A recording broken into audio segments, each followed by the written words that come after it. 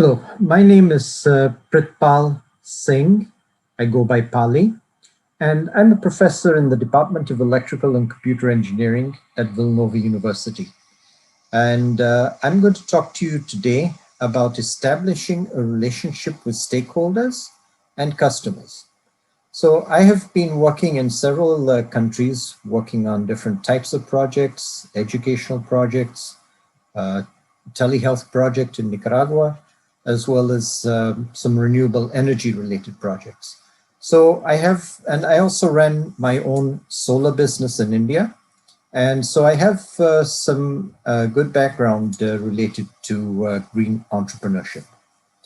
So today we're going to talk about stakeholders and customers. And you've already in your previous lessons learned about how to engage with stakeholders and how to identify who the stakeholders and customers are.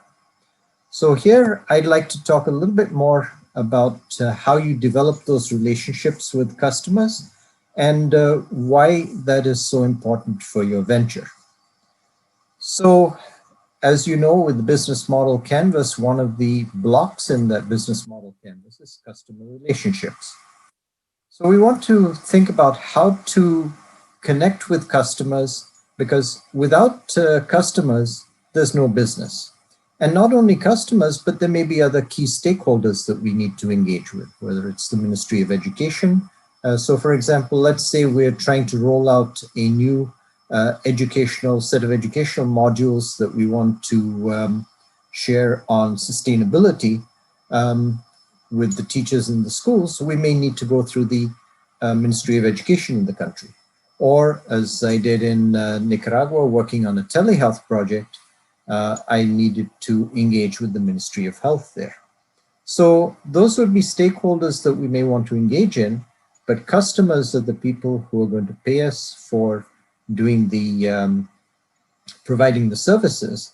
And so we need to make sure that we understand how to engage with those customers. So what is the motivation for customer relationships? Well, the first thing is, of course, we want to acquire customers. And so trying to acquire customers, we have to be able to connect with people, figure out how we're going to bring customers in for purchasing our products and services. And then if we get customers, we want to be able to retain those customers. So we can offer special discounts to loyal customers. If we have repeat customers, we may want to give them some special treatment, some discounts and so on. So it's important for us to keep our customers that we've acquired and retain those customers. And then, of course, we as entrepreneurs want to boost our sales and grow the enterprise. And so these are the three motivations for coming up with strategies for relating to customers. So I want to give an example of one particular product here. This is the so-called Moneymaker Pump by Kickstart. And there are a couple of YouTube videos here that I think you'll enjoy. But one of the key learnings by Kickstart in trying to distribute this treadle pump, so it's a treadle pump that you can move up and down on with your feet. And this allows you to pump water from the ground. And it's a low-cost approach for irrigating the farm, particularly for smallholder farmers. And so this is something that can increase your revenue and productivity, and it can pay for itself within a couple of crop cycles. So what they found in terms of trying to get customers to purchase this product was that they actually had to take the unit out into the field and show farmers how it worked so that they could see firsthand how the product would work. And so having that one-on-one interaction between your sales team and the customer, and doing that in-person interaction is a good way to develop that relationship and acquire customers. Of course, that can be relatively costly because you have to go from place to place. So if you could have a central location where farmers could come to you and you could demonstrate the product, that's another way. But then you have to get word out to your potential customers. That can be done through word of mouth. It can be done by flyers. For example, I was in Nairobi last year, and there was a person who had these flyers for in selling and installing solar water heater systems. And so he was standing on a street corner distributing these flyers to passers-by. And then I picked one up and I looked at it. And if I was in the market to potentially buy that product, I would be able to follow up with the company. They had a telephone number on there, a website, so then you can promote your product that way. So some of the questions that we need to consider when thinking about relating to customers is, what type of relationship does each of our customer segments expect from us? So when we're looking at customer segments, there may be high-end customers, and then there may be lower-end customers. And they will have different expectations in terms of how we relate to them. How do customers feel?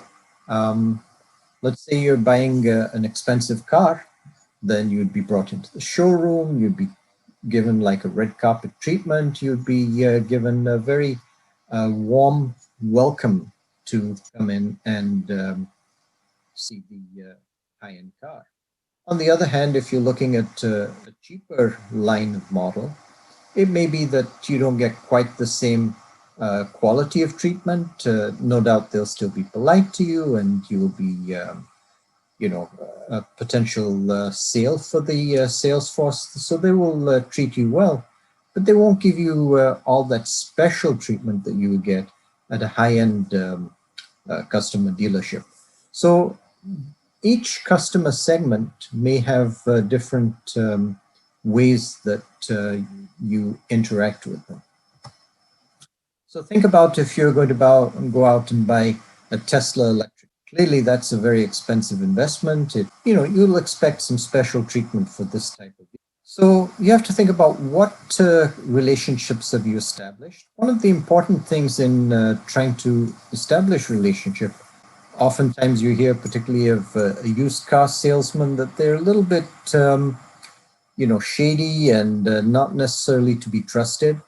But when you're working as a green entrepreneur in particular, you really have to share your goodness and your well wishes with your customers, because you really want them to have a good faith and trust in you that this technology that or service that you're providing is going to offer some special benefits to the community as well as to you as a customer and to the planet.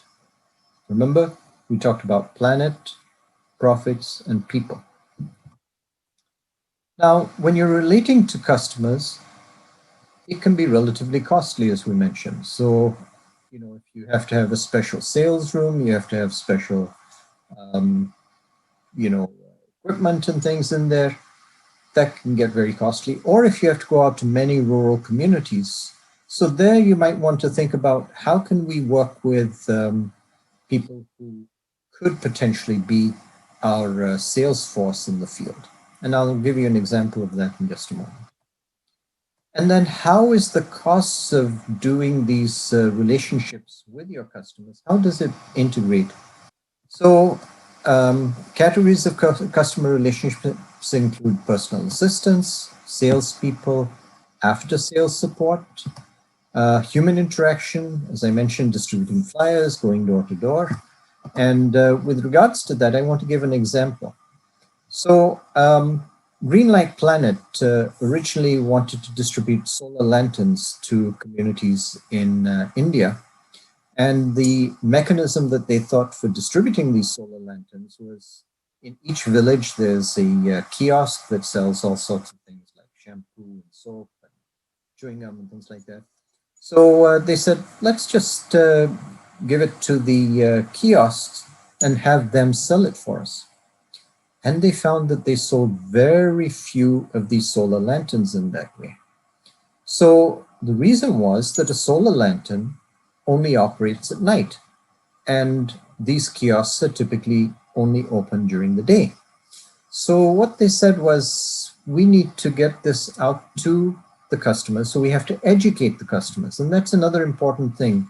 When you're offering a new product in a community, the customer may not always be aware of its capabilities, what it is, and so there's a certain education required for the customer. So what they did was they said, well, we need to demonstrate these at night when people can see the light shining when it's dark outside. So what they did was they hired teachers in the villages, because think about it, you entrust your child with a teacher, so you have trust in the teachers in the community.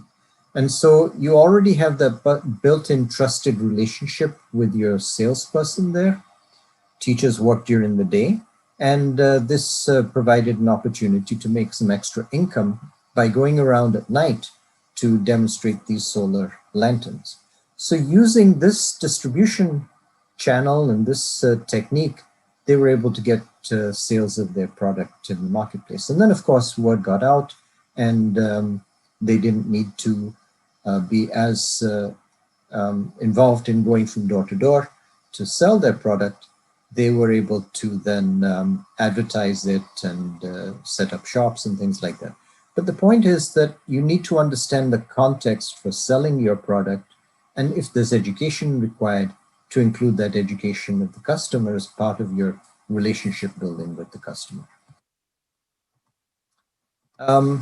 In some cases, you may just be able to have no direct personal connection with the customer. So think of, if you want to buy something from Amazon, you would go to the Amazon website and you'd order it, and you don't interact with the person there.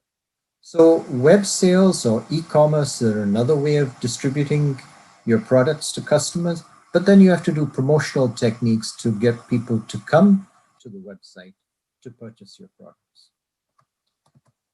And then using user communities to get customer feedback on products. So having people, for example, rate their solar lanterns and share that feedback with other people in the communities. That way you can get validation for your product and increase sales. And then the final thing is you can co-create value with customers. So you can go to customers and say, what is it that you need in this community that we can help you with in terms of sustainability, in terms of green energy, in terms of sustainable agriculture, and so on. And you can co-create value with the customers, because then they're essentially defining for you the scope and specifications for your product or service. And then you know you have a buy-in from the customer because you've worked with them to co-create the product. So with that, I'd like to wish you much success in building your relationships with your customers and key stakeholders.